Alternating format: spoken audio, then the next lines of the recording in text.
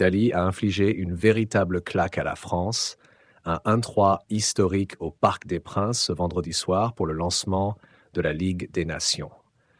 Une défaite amère, mais surtout un signal d'alarme pour une équipe de France en quête de stabilité et qui semble dangereusement glisser vers une crise inédite depuis plus d'une décennie. Ce match opposait la France, fraîchement sortie d'une élimination en demi-finale lors du dernier Euro, à une Italie en pleine reconstruction. Le tout pour un affrontement en grande pompe au Parc des Princes. Les Bleus qui faisaient leur entrée dans cette édition 2024-2025 étaient alignés dans une composition en 4-2-3-1. Face à eux, l'Italie débarquait avec un schéma en 3-5-2. La soirée a commencé de façon spectaculaire et c'est peu dire. Bradley Barcola n'a eu besoin que de 13 secondes pour marquer un but éclair, laissant croire à une soirée tranquille pour les supporters français. Un début de rêve, mais le scénario a rapidement pris une tournure inattendue. Bien que la France ait frappé la première, l'Italie a su garder son sang-froid, égalisant avant la mi-temps, puis retournant complètement la situation en deuxième période. Une véritable démonstration de force de la Squadra Azzurra qui a laissé le Parc des Princes sans voix. Ce match restera dans les mémoires, non pas pour la victoire française espérée, mais pour l'humiliation subie face à une équipe italienne en plein renouveau. C'est une Italie transformée qui est parvenue à écraser les Bleus malgré un départ tonitruant de la France. Didier Deschamps, au micro de TF1, n'a pas caché sa déception. On a très bien débuté, on a réalisé de bonnes choses dans les premières minutes, mais on n'a pas su maintenir le rythme sur l'ensemble du match. L'adversaire a profité de nos erreurs et cela nous a fait mal. Des paroles qui en disent long sur le sentiment d'impuissance ressenti par le sélectionneur. Deschamps a d'ailleurs pris ses responsabilités, reconnaissant sa part dans cette débâcle. Interrogé à nouveau, cette fois-ci par la chaîne italienne Rai, Deschamps a détaillé davantage son analyse. Nous avons bien commencé, en marquant rapidement et en mettant une grosse pression sur l'Italie. Mais maintenir cette intensité sur la durée, c'était trop difficile. On a commis des erreurs et l'Italie les a exploitées. Je savais que certains cadres n'étaient pas à 100. Olise et Koné ont fait leur début et il y a des étapes à franchir pour progresser. Mais ce soir, l'Italie était tout simplement plus forte physiquement et en intensité. Cela me dérange qu'après 20 minutes, la lumière s'éteigne. Un bilan amer mais lucide. Si vous appréciez ce contenu, pensez à liker la vidéo et à vous abonner à la chaîne pour ne rien rater des prochaines analyses.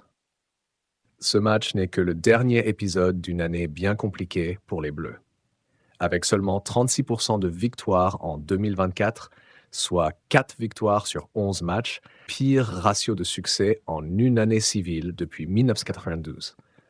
On est bien loin de l'équipe solide et efficace à laquelle les supporters étaient habitués.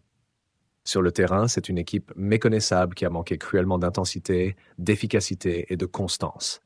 Kylian Mbappé, malgré son statut de leader, semble peiner à porter le collectif.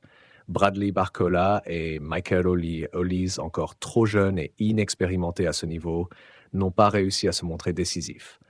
Quant à Antoine Griezmann, habituellement une valeur sûre, il a également été en dessous de son niveau habituel. Ce match a également marqué un triste record. La France n'avait plus encaissé 3 buts à domicile dans une compétition officielle depuis le 5 juin 1989 face à la Russie. Un signe que la défense française, pourtant réputée pour sa solidité, est en pleine déroute. Autre indicateur alarmant, c'est la première fois depuis juin 2015 que la France perd 2 matchs consécutifs, toutes compétitions confondues. Ce qui rend cette défaite encore plus douloureuse, c'est que la France avait ouvert le score à chaque fois, un exploit rare puisque cela ne s'était pas produit depuis 1962. Pourtant, l'Italie, elle aussi, en plein doute, sans plusieurs de ses cadres, a réussi à renverser la vapeur. La nationale n'avait plus battu la France à Paris depuis 1954. Mais malgré les absences de joueurs clés comme Niccolò Barella, Giorgio Scalvini, Gianluca Scamacca et Federico Chiesa, l'Italie a su profiter des largesses de la défense française pour remporter cette victoire précieuse.